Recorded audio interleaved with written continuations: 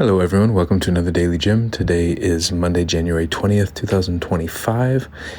And today I want to talk about what if Martin Luther King Jr. had as much financial power as Donald Trump. So the impetus for this conversation was that today is both the inauguration day and also the holiday celebrating Martin Luther King Jr. in the U.S. So Donald Trump will become president again today, and the juxtaposition of reflecting on that, also with reflecting on Martin Luther King. And something I have been thinking about over and over again is, what if Martin Luther King Jr. or people like Martin Luther King Jr. actually had the financial power comparable to someone like Donald Trump, comparable to someone like Elon Musk, comparable to some of these very financially wealthy people who I would say in their current state are pulling society more apart rather than bringing us together, who are not necessarily very good at apologizing and forgiving and reconciliation, but rather at escalating conflict, at driving division, kind of pushing people away instead of bringing people close. And so it's something I've reflected on very personally, as well as over these last 12 years or so, I have been doing this work of trying to get better at resolving conflict and bringing myself closer to other people, and other people closer to me, and helping other people do that. And frankly, one side of it is just running out of money, so that I am struggling to do this for myself, to maintain the ability to resolve these conflicts and focus on that and focus on the new tools, because I am focused on simply resolving the money conflict more often than not.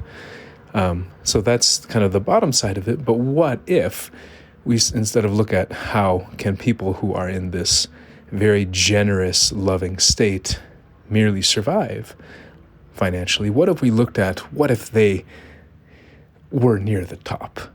What if there were a way for them to gain financial power that didn't involve them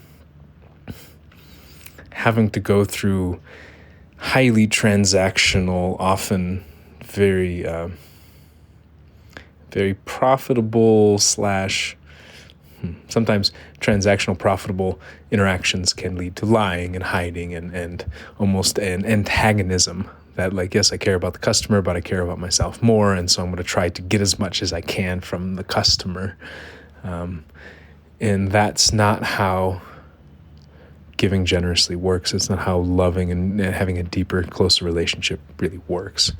There's a certain boundary, there's a certain limit to it. So I wonder, what would somebody like Martin Luther King do with $1 million a year, $10 million a year, $100 million a year?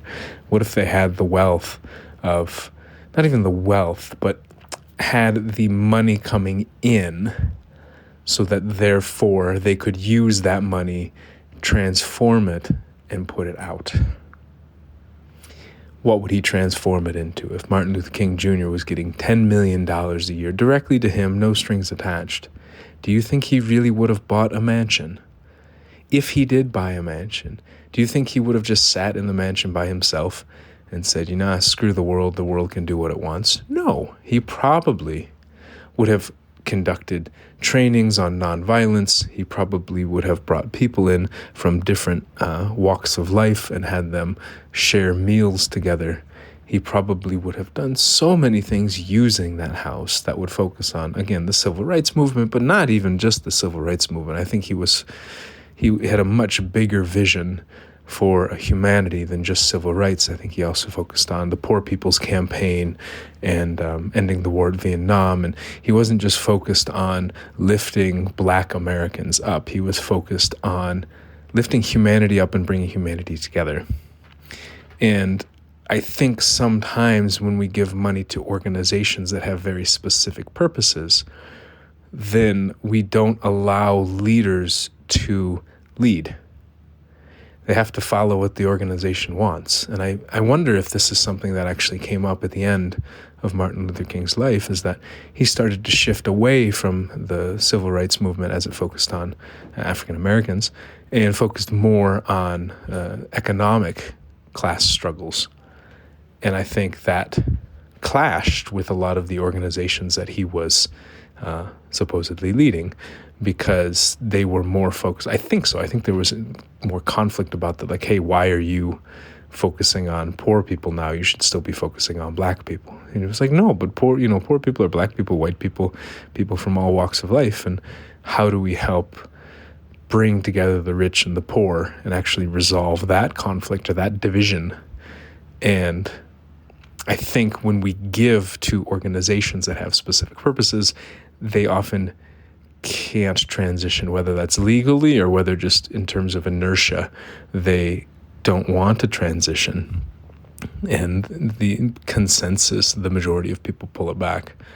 And so this is why the idea of what if we gave two leaders and we trusted them to lead? What if we gave them financial power and said, go lead? Lead us. We don't know where to go. We believe you can take us there. We don't know if where you're going is where we want to go, but we want you to go there anyways, and we want to watch.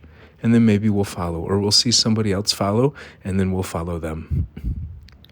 But when we don't give them the resources, how do we expect them to lead? Now, sure, you're going to have your outliers that, like MLK or like Gandhi, I think, who are in the right place at the right time, who were boosted, I think, financially by the organizations that they were part of. But not everyone's going to have that. How many people do you think we would have in the world who are more like an MLK or more like a Gandhi or more like a Mandela, who just don't have the finances to be able to do it? That they have family members that they care about, and the families say, hey, you should stop working on that stuff because we have kids and you have to feed the kids. Or, do you really care about me? You care more about your work than you do about me because we need some monies. Can you just go get a consulting job or just do something so that you can bolster this? How many people are able to continue not working in a more transactional way and to maintain a life that is less transactional and more communal? Much more on giving and receiving freely and openly than giving and receiving conditionally. It's hard. It's really hard. And I think the way that we receive money matters. And I don't think we talk about this much. And so what would it be like if we actually empowered these people financially? And I say these people because I don't think it's just about me. Yes, I believe I would love to be empowered financially like this. Yes, sure, everyone would love to be empowered financially. No strings attached money. It's everyone's dream. One, I don't think most people have the strength to be able to receive the money yet, or the skills to be able to receive unconditional love. It's really hard. It's terrifying for most of us to receive love. We feel attacked. We fight back. But what if we challenge that norm? What if we push the bounds so that the people leading us in society are leading us towards love? The people leading us in society are leading us back together. They are not shouting on platforms that they bought that the government is oppressing us and that the immigrants don't care about us and that the world is falling apart and nobody cares about you. I'm the only one who cares about you. What a miserable way to live life. How do we pull even those people out of that stage? We need strong leadership. I would say we need people who are expressing a lot of love, but also expressing a lot of power. Martin Luther King had a book called Strength to Love. Strength to love, power and love. I think he even has a quote talking about power without love and love without power. They need to exist. They need to coexist. And so, as we think about this day today, I want people to reflect on what would life look like if we collectively empowered some people financially to lead us back together. We said, we believe in you. We believe in your abilities, your conviction. We believe in your ability to figure it out. You may not know right now, but believe that you have a better chance than anyone to figure some of these things out. And we need it now. We don't want to fall into despair. We don't want to fall into apathy. We don't want to give up. We want someone who's going to show us the way. And if the easiest, if the best thing or if the most important resource we can give to that person right now is some money, wow, what a great investment in life. What a great opportunity. So this is me talking about this new initiative I have called Leading Hearts Fund. You can find it at leadingheartsfund.com or leadinghearts.fund if you like. And it will be developing over time. But the idea is, how do we financially empower these leaders? Empower them in general, but especially financially, because so many of us who are working in this space feel very powerful in other ways. We have so much emotional support. We have so much intellectual support, physical support in so many ways. But we often don't have the financial support. We don't have the financial power. And God, what could we unleash if we did? What could we unleash? How many people could we help? How many communities and societies and families could we change? Could we bring back together if we just had more resources to do it? So just want you to reflect on that a little bit as we look at the new leadership coming into the United States today, and reflect on cultural leader, one cultural leader we had in the past, Martin Luther King Jr., and the different messages that they are spreading. I would say the current leader, Donald Trump, spreads a message more of nobody cares about you. Maybe I'm the only one who cares about you. Everyone is lying. Everyone's corrupt. And then MLK spreads a message that everyone is a child of God. We're all brothers in this, brothers and sisters in this struggle of life. And people care about you more than you believe. And stand up straight, have some respect for yourself, have some love for yourself, and we'll get through this together. Who do we want to empower? Not even who, which message do we want to empower? Because you know what, even the people who are spreading, even if the message that Trump is spreading, I believe he can change and spread a different message. I think a lot of it just depends on how these people receive love and how they receive support.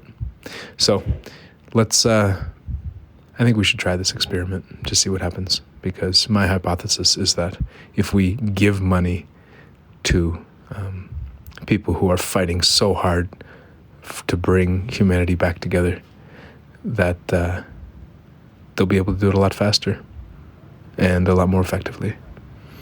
And what better thing could we give our money to? All right. Talk to you all tomorrow. Bye.